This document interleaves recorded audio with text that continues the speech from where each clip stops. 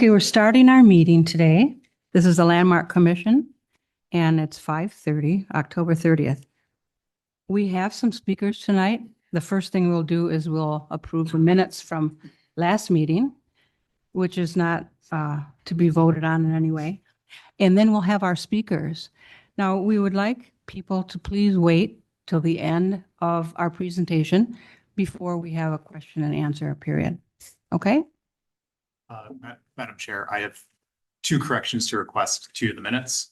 Yes. The first is under agenda item number 2, paragraph 3. My last name is misspelled. My last name is spelled Myers. Oh, yes.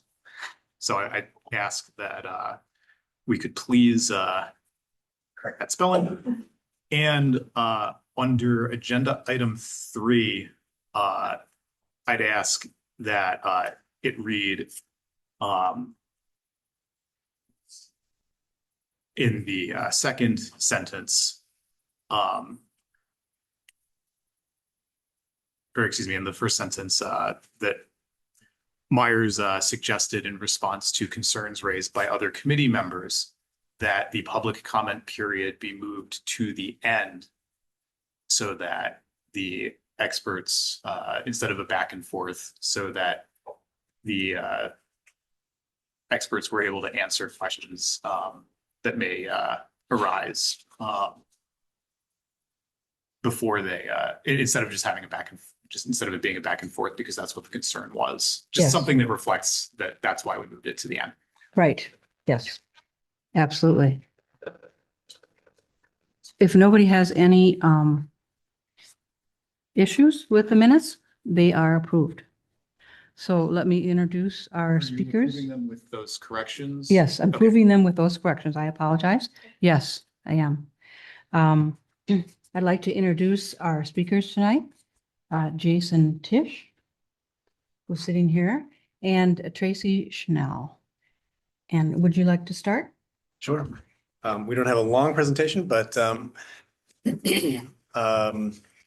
so the city of Middleton got a grant from my office. I work for the State Historic Preservation Office within, is my mic okay? Yes. Okay. The State Historic Preservation Office, it's a division within the Wisconsin Historical Society.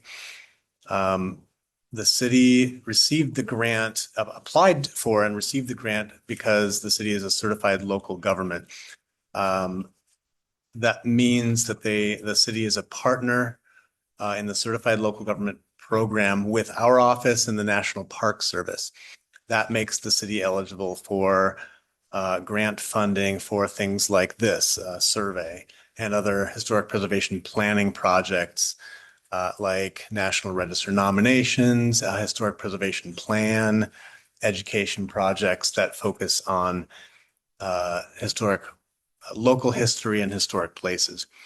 So this project is funded with one of those certified local government grants from my office.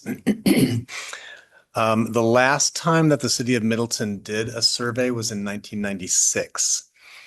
We like to see surveys updated every 20 to 30 years, depending on the size of the city and the growth rate of the city. At that time, in 1996, the survey identified 219 properties, about 219. Don't quote me on that. Tracy will correct me if I get anything wrong.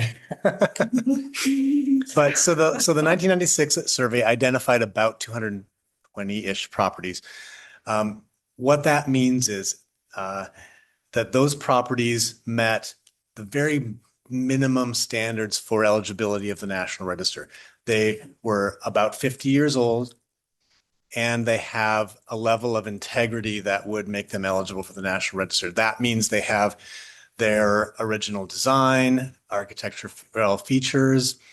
They're not moved. They basically have all of their features and materials that they would have had when they were built. So they meet that age criteria and that integrity criteria. So 220 properties at that point met those standards. That report identifies 5 individual properties that were eligible for the National Register. That's not a lot for a city this size. And it identified 1 historic district that was eligible, the East End Historic District. That's along Elmwood Avenue, west of Park Street. And the only place that was listed in the National Register at that time was an archaeological site called Stricker Pond. So after that survey was done, the city followed up, so the follow-up on that survey was really good.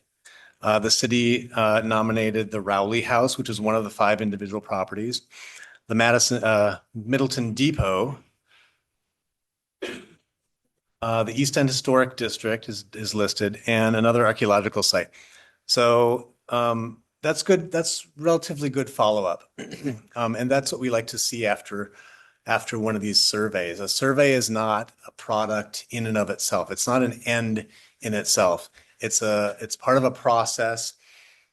We like to see cities follow up a survey by taking those recommendations of eligibility, getting additional grants. As a CLG, you can get additional grants to then nominate those properties, get some tax credit financing into your community.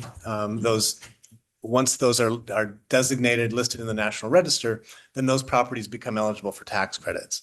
The state has a tax credit program for homeowners and also a tax credit for commercial properties. And that can be coupled with a federal tax credit for commercial properties. So the survey is kind of step 1. We like to see follow through by nominating some of those properties, again, using grant funding to nominate those properties to get that tax credit financing into the community. So the 1996 survey looked at properties built through about the mid to late 30s.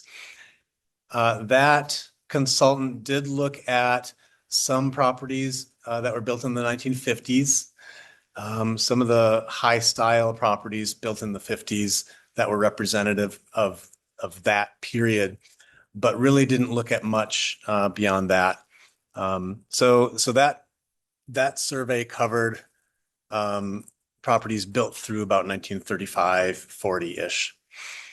This survey will look at everything built from that. Well, it'll look at everything, but it will also cover, in addition to that, properties that were built up through about the mid 1980s. If you can believe that.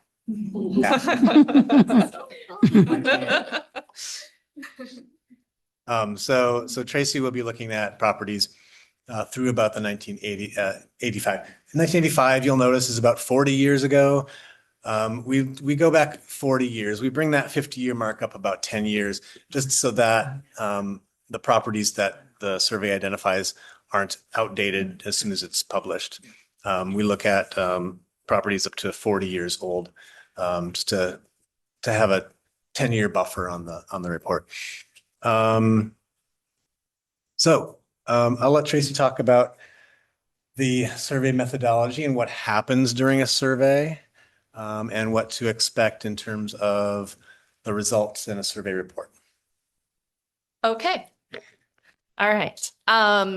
So again, I'm Tracy. Some of you may have actually seen me walking around the last 2 weeks. So I did see some people peeking through their windows at me. Last week, nobody asked me any questions. This week, I had a couple of people come up to me. Everyone was pleasant.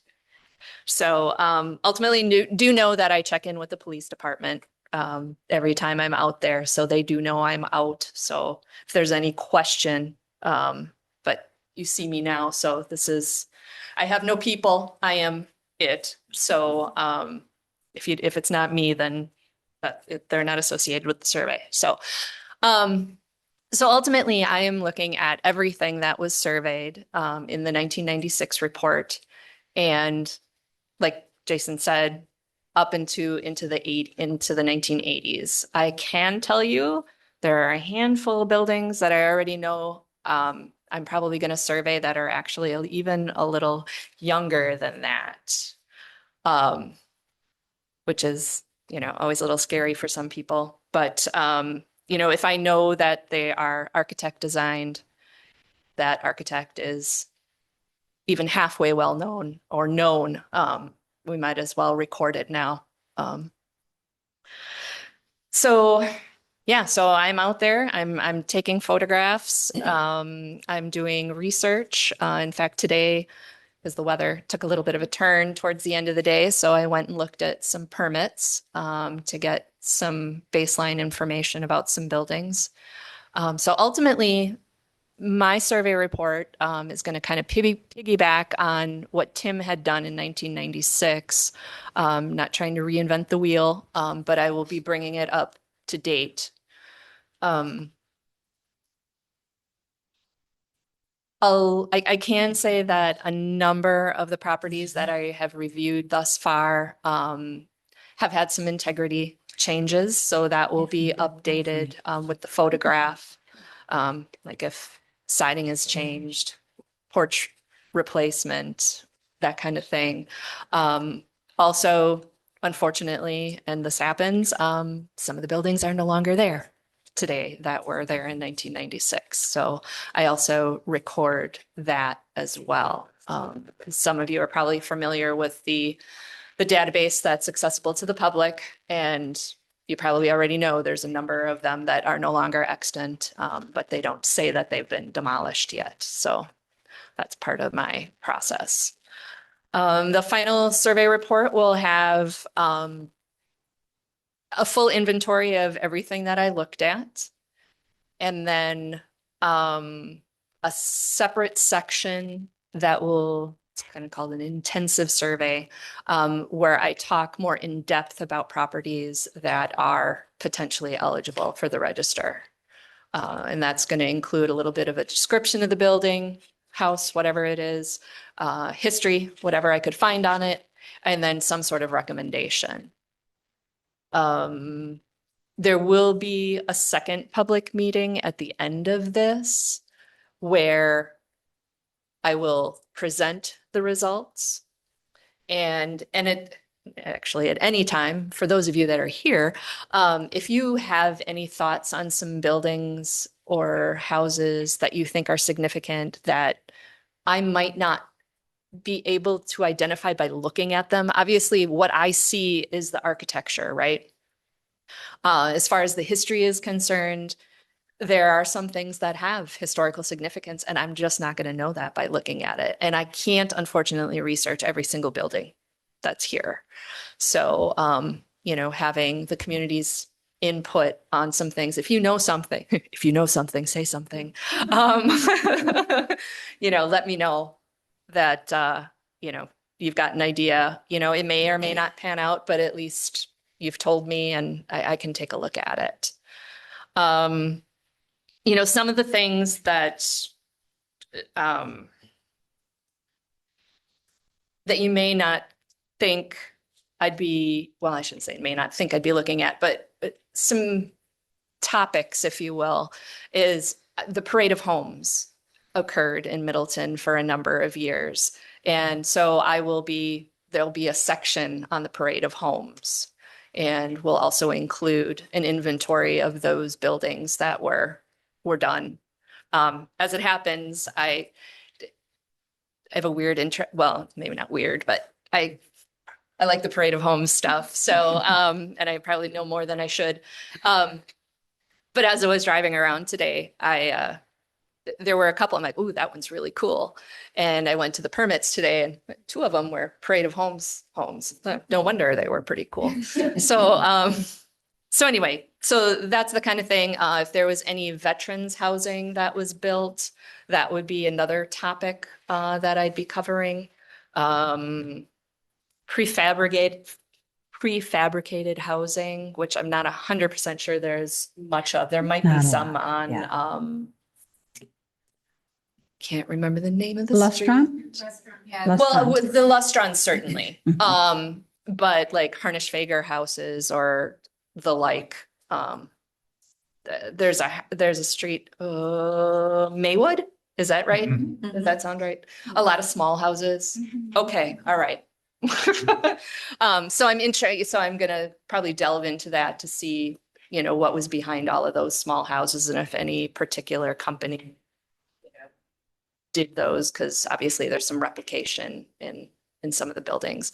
I also see a lot of replication in 60s era houses. There's very common split level that I've seen about a lot, let's just say, throughout the city. So again, if I see things that I've seen a lot, I will touch on that as far as the architecture chapter. Again, to bring it up to date to the 80s architecture. It's kind of freewheeling there. Is there anything you wanted One me to thing that say I that I should didn't? mention that neither of us have mentioned is that the question of what happens if a property gets into the survey. That if the properties that are included in the survey that we say are surveyed are properties that, again, meet the basic criteria for listing in the National Register of Historic Places. That's the criteria that Tracy will be using. If it's in the survey, it's either kind of one of the top 20% of, let me say that a different way. If it's in the survey, it is an example of a property that meets the criteria.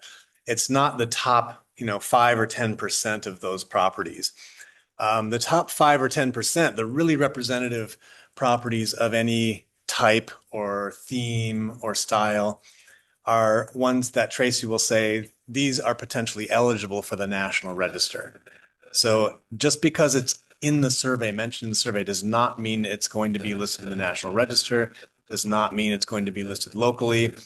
It's just kind of an inventory of what's out there. And I'll also clarify, because there's a common misconception about the National Register. Properties that are listed in the National Register have no regulation on them. Period. No rules, nothing. Properties that are designated under a local ordinance, and most cities in the state have a local ordinance like Middleton does, where the city, the local government can designate a property that's historic. In the case of your depot is a locally designated property. That's where the rules come in. That's where the local government has some rules that are akin to zoning rules about what you can and can't do with the property. The National Register does not do that unless you're using federal money, which is rare. If you're using federal money or getting a federal permit from the FCC or something like that, then there'll be some hoops to jump through. But if you're just a homeowner in a National Register historic district, that historic district that you have listed, Elmwood Ave, East End Historic District, there's no rules there. No rules. So I just wanted to dispel that misconception right off the top. This survey will be looking at properties for their eligibility for the National Register. The National Register being an incentive-based program, any property that subsequently the city decides to pursue designation for, those properties then would be eligible for the state and federal tax credit programs, which again are voluntary. So I don't want to talk too much. I want to get questions answered unless Tracy has another point to make. All I was going to say is, and all of my photography is taken from the sidewalk or the street. I try not to get hit, but sometimes you got to be right in the middle of the street to get a decent photo. But in some instances, very few, and they would be public buildings or commercial type buildings that I would want to get inside to see if any of their significant features are still there. But I won't be knocking on anybody's door and asking to come in. Well, there might be 1 or 2 houses that I'd like to get inside, but but yeah, so don't worry about me wanting to come inside.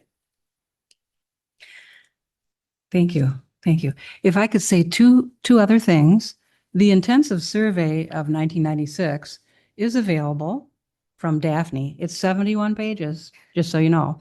If you would want to look at it and see what was, designated before, please feel free to do that. And our selection of Tracy went through a rigorous process, right, Charles? We went through, we had certain criteria that we wanted for the person, and there were, I believe, 4 contestants. Is that correct? 4 companies? There were 3, and we scored them using a set of eligibility criteria. Right. So she went through a very rigorous process. She didn't realize that, but Oh, we I did. watched the selection meeting. So yes, I am aware. So we did have certain That's all right. criteria, and Tracy is the one that would chose based on that criteria. So I understand some people wanted to speak, and Daphne over here, she's going to let each person speak. There's just a limit of 3 minutes, if you wouldn't mind. But the first person who needs to leave is Anna Spearkerman.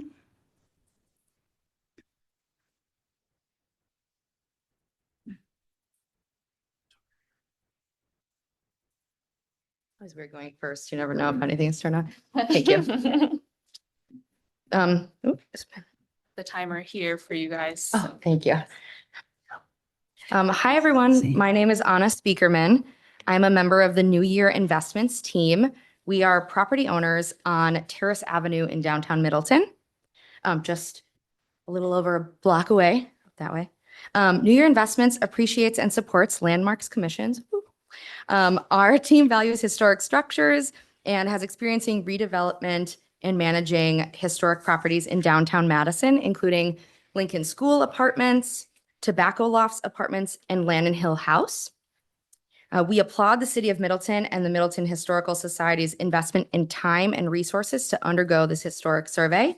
We support the process to identify landmarks and districts using best practice historic preservation to protect the historic structures and neighborhoods in Middleton. While we support this historic survey, our team has been wary of this overall process. Very recently, there has been a renewed interest in adding landmark or historic designations in Middleton in direct response to our proposed housing development on Terrace Avenue. We want to make sure that the Landmarks Commission is not used as a weapon to halt healthy infill development of the downtown Middleton business corridor, getting in the way of developing projects that are of the quality to become a future landmark. Identifying and protecting true landmarks to preserve the history of our community is important. We love Middleton. It's a city with charm and history that should be celebrated. And we hope that this survey identifies properties that are truly historic and is not used as a lever of power for community members to stop thoughtful development. Thank you for your time. Thank you. The next person is Mary Betchell. Hi, everyone. Thank you for your comments and for doing all the work on the survey. And hello to the Landmarks Commission. I was raised in Middleton and became a homeowner in Middleton in May. And we are very proud to live in a 1952 ranch style home on North and Park in the Saxwoods area. It brings me great pride to live in a home that has character traits that aren't found in a lot of new builds. And so it's really exciting to me that the survey is being done because I just feel like I can kind of capture this moment in time and where Middleton's at so that our future generations are able to look back and appreciate the development that has taken place, the thoughtful development that's taken place. And I grew up watching this old house and I gave tours of the Frank Lloyd Wright home and studio, and there are parts of architecture that I think really speak to the community where they're from. And so I'm really excited about this survey, and I just wanted to say thanks to everyone for pushing it forward and for finding people to think about what Middleton is like now and comparing it back to the past. I don't know if I'll read all 71 pages, but I'll probably look just because I got to look a little bit. But yeah, thank you all for the work that's being done. Thank you, Mary. The next person is Ann Johnson.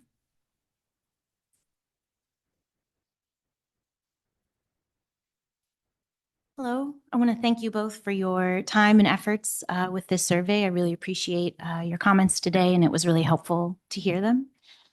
My name is Ann Johnson. I live at 1720 Aurora Street, a Middleton landmark in the Little White Church on the Hill built in 1870.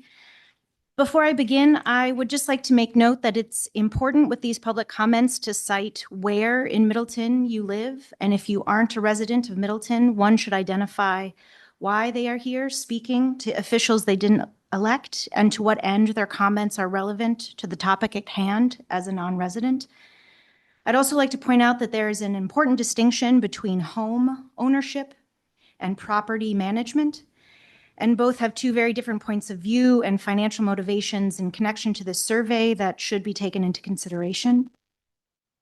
That said, I'm here in support of the designation of the Historic Railroad District in downtown Middleton, and I'd like to ask that there be an examination of the potential of historic renovation, not just the current state of properties. Those not in pristine, historically accurate condition still deserve attention and consideration. Residents and their property should not be punished or dismissed outright if the cost of renovations are not currently affordable. Not every family can pay out of pocket for something that a large private company could easily finance, and that should not rob them of the opportunity to at least be a part of the discussion about their inclusion in these efforts. Middleton's history is a reflection of its community, and those that are truly a part of the community should be the ones to determine how its history is preserved. Thank you. Thank you, Anne. The next we have Jerry Ann Holzman. Hi, everybody. Thanks for being here and thank you for your future work. My husband and I live on Terrace Avenue, right? Like behind us here. Our house was built, we think 1911, 1913 by Carrie and William Durkup, who were the founders of the Bank of Middleton. We know some things were done to the house over the years. A porch was removed that we've since put back on. And a couple of questions we have are, you talk a lot about an architects being important for a house or property to become a historic property or designation. And also, is it looking back at who has owned the house over the years? Because we know the Durkups own the house, we know the Tiedemans own the house. We have our abstract dating back to 1839, which I bet you would love to look at.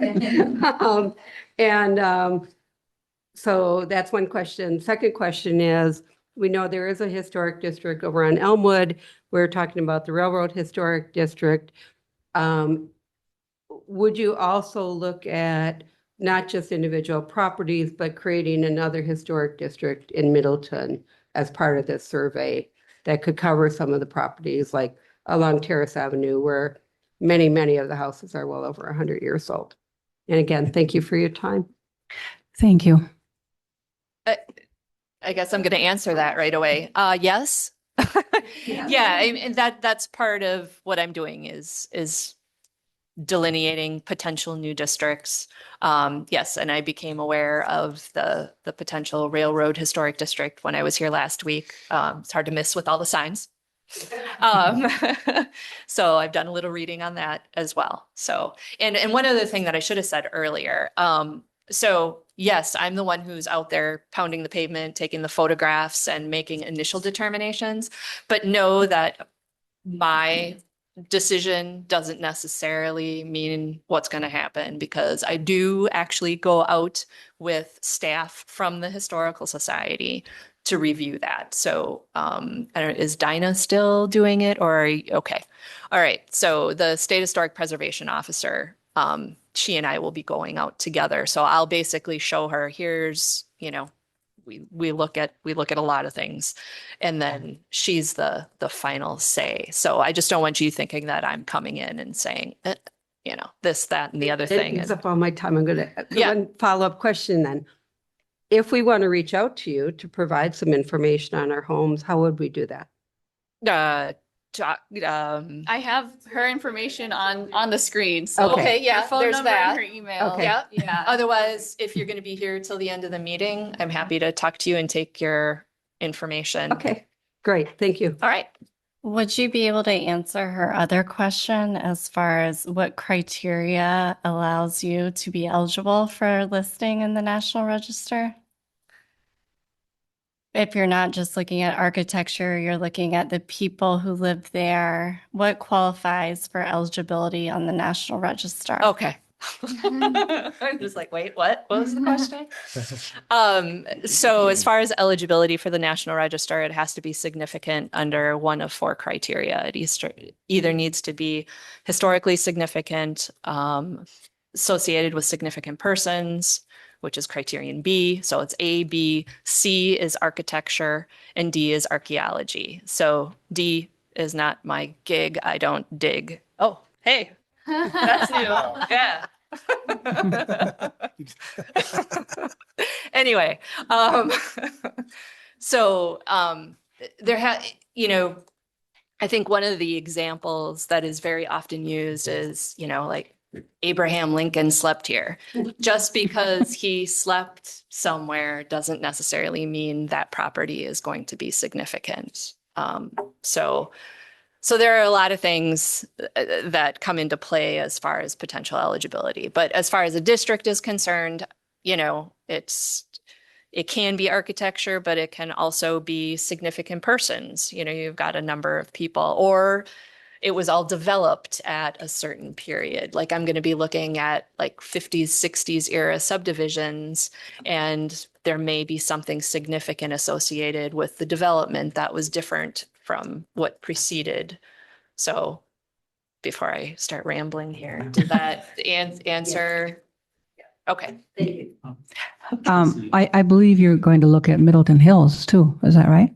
Well, yes, there will be some discussion of that in there, but ultimately it is still too young to have a full-on discussion, but it will certainly be discussed. There'll be some basic information in there for the next person that does the survey, because by then it'll be old enough. There is a way for properties that are younger than 50 years to be listed. Yes.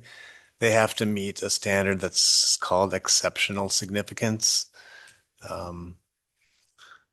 That may be getting too far into the weeds, but just know that potential is out there. Yeah.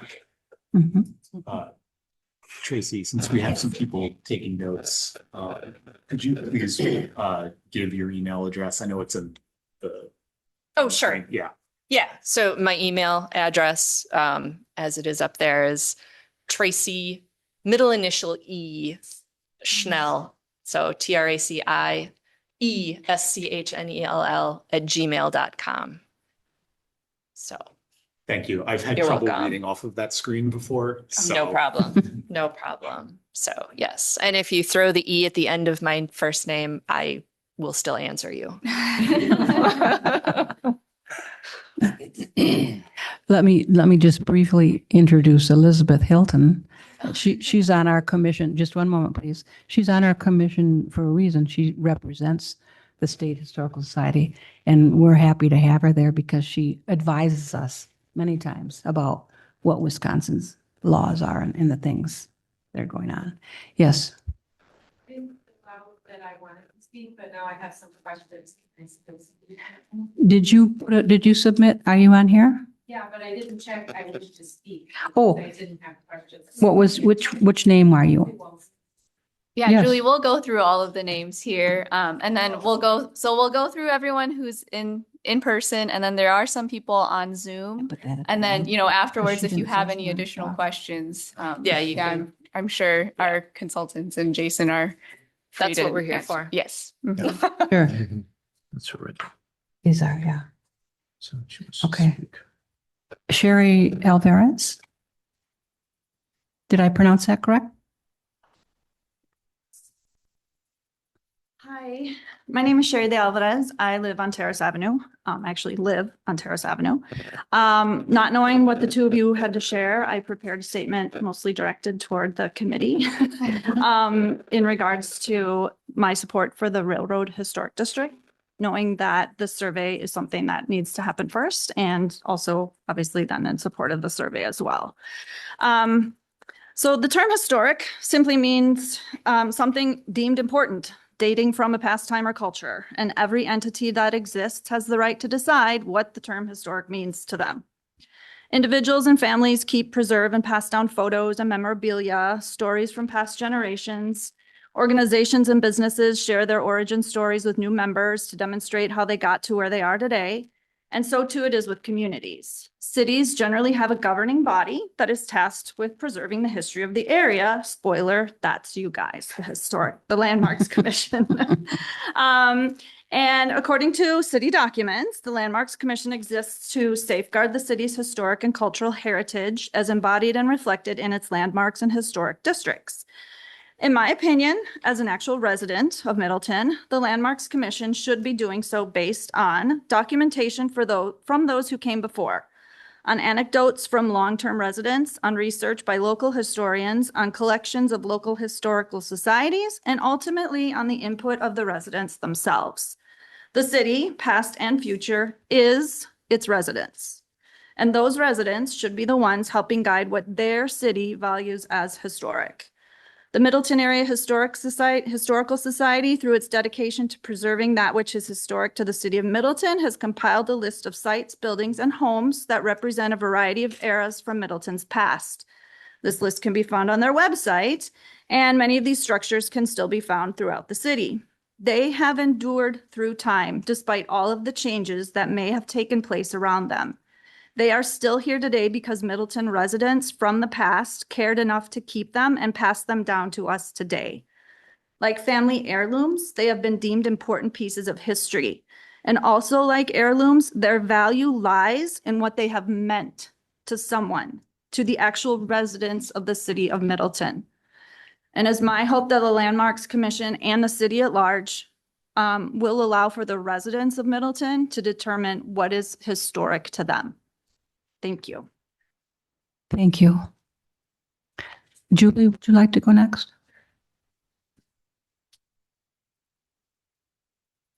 I am Julie Waldron. I live at 7704 Hillcrest Avenue nearby. It's up the hill from Terrace. I don't know if you've been up there yet, Yes.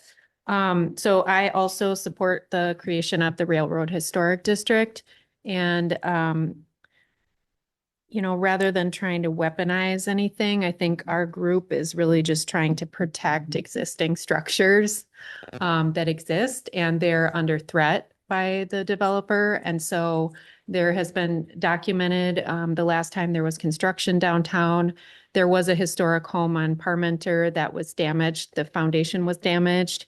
And we are very well aware that the developer has stated plans to blast into the hill that many of these homes are built on that are over 100 years old, and that could also cause damage. So I don't know if you take into account whether or not something could be damaged when recommending a district. No? No. Okay. So also, can a hill be historic archaeologically? Because you mentioned that as the criteria D. If there are archaeological sites there, this survey will not test for archaeological sites. Okay. That's a different project. And a city can get a CLG grant to do archaeological testing if there's an area of the city that is particularly high, where there's a high likelihood of having archaeological sites, but this survey will not discover that. So the city can get a grant? The city can get a grant to do archaeological testing in an area that has a high likelihood of having archaeological remains. Okay. And it's usually placed in areas near water, hilltops, not necessarily the sides of the hill. Okay. You never know. Thank you for that information. Also, so my home was built in 1962, and it is the only one from the 60s that is surrounded by a bunch of homes in the 80s. And so I think it was the first house up there. And then it was all, open, and then a neighborhood sprung up around it. Do you consider things like that when you're Yeah, looking absolutely. at significance? Yep. Okay. And then my final question would be, like, you mentioned that there have been some integrity changes. Does that factor into your criteria of whether to designate something as historic, as if there's been an integrity change? So do you want this one or do you want? Sure, I can take it. Okay. Two things. It does make a difference in whether Tracy will pick it up in the survey. If there are too many integrity hits, like if the roof line has been changed, or if there have been additional windows poked in one side, or if there's a vinyl siding on it, those are integrity hits, right? It's a reduction of the presence of original materials. Tracy will look at that when she's looking at buildings, and if there are too many integrity hits, if you can't really see the original design features and materials, then it will not be surveyed and will not be included in the survey. The other thing is that integrity also factors into whether it's eligible for the National Register. So if a property owner wants to have their property listed in the National Register for tax credit purposes, we look at integrity there also. And it's the same considerations. A property can only take so many hits to its integrity before it just doesn't meet the eligibility criteria. Okay. And it will typically use the 3-strike rule. However, I sometimes let some slip by depending upon what I know about the building, or, if it's, sometimes something historically significant. So then you can kind of overlook some of the hits. So it's really case by case. Yeah. Okay. All right. Thank you. Thank you. The next we have Todd Ostrom. Is he still here? I'm here, but I don't think I signed up to speak. Sorry. Okay, so you don't wish to speak. Okay. And is that Annie Ostrom as well? Angie. Did you wish to speak? I didn't finish to speak, but I would like to say something again. Yes, please.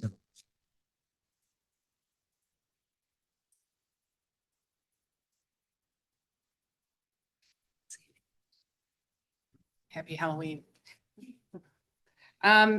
Just really quick. I want to make it clear that our group does not feel the Landmark Committee is using the topic of the Railroad Historic District as a weapon, which was words from the first speaker.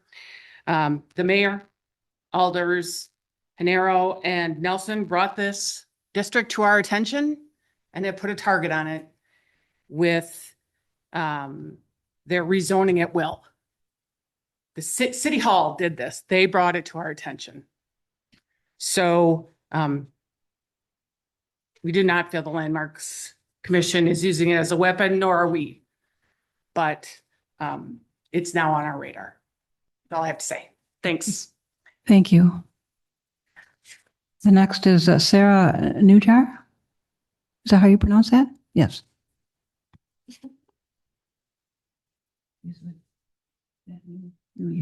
Perfect. First, I want to say thank you for the great presentation. A lot of good information there. As a landowner on Terrace Avenue, I'm really happy this sub-grant was awarded for this important work as we move forward with this citywide survey.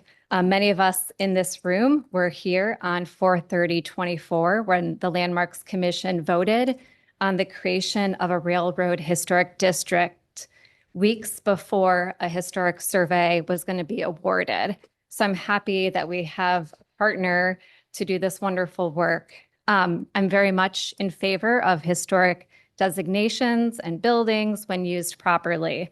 I've spent most of my career working on historic buildings, managing Lincoln School apartments, developing tobacco lofts, And I was an asset manager for the federal government, managing all of the federal courthouses in Colorado and Montana, working on Section 106 and working on the SHPO anytime we had adverse effects for seismic, accessibility, other items like that. So I'm very much in favor of historic designations when used correctly. It is important to recognize, as I think that was already noted, that Middleton has gone through a lot of change, but there is a lot to take away from the 1996 survey. I did read through most of the 70 pages, and on one of the pages, it does talk about downtown Middleton. And it did note that the survey noted that a particular part of Middleton, the downtown commercial core, has been largely transformed by modern construction, so much so as to preclude the possibility of creating a downtown commercial historic district that would meet the criteria of the National Park Service. With that said, I support our neighbors going after individual designations for their properties. And I definitely support that effort, but I feel like creating districts shouldn't be used as a tool to prevent other activities in our communities. Thank you so much. Thank you. Is that? Didn't say she wanted to No, you might as well ask her. Oh, You asked okay. everybody else. go. All right. Debbie, did you want to say something? No? No. Okay. Okay. All right, that's the conclusion. Okay, I'm just gonna ask real quick for some of the people on Zoom. If you would like to speak, please, raise your hand or unmute yourself. We'll give you a little bit of time if there's anyone that would like to speak. And it looks like Maya Aker has their hand raised. Pardon? It looks like Maya Aker has their hand raised, so Maya, go ahead. We can't. Hello. Okay. Hi, just making sure you can hear me on audio since I wasn't able to practice at the beginning. Yes, we can hear you. Great. Okay. My name's Maya Aker. I'm a resident of Middleton. I live up on Hillcrest Avenue as well. I do want to thank you for doing this historic survey. I love the character of Middleton, especially downtown Middleton. And I appreciate the work that you're doing to help make sure that we can preserve as much of the character that we have of our community. Thank you. Thank you, Maya. And now, if there's if anyone else would like to speak or has any questions, feel free to come up or form a line if there's anyone else. And if you don't want to talk in front of everybody, you can talk to me after. Me too. Okay, if no one has anything else, we can conclude our meeting. Thank you. Conclude the hearing. We still have The hearing. Yes, we still have a couple of things. Yes, the comment portion. That's correct. Sandy, I do have one comment that I'd like to make to the people that are here. 2 weeks ago, I attended the State Historical Society's Local Preservation Conference where I got to meet Mr. Tisch. And he gave a presentation on how to engage your community because our problem is the opposite of most communities. We already have the enthusiasm. We don't have to go out and sell these ideas to you guys. So I appreciate everyone being here. And it's nice to show Mr. Tisch what we've got in our community. Thanks, Christy.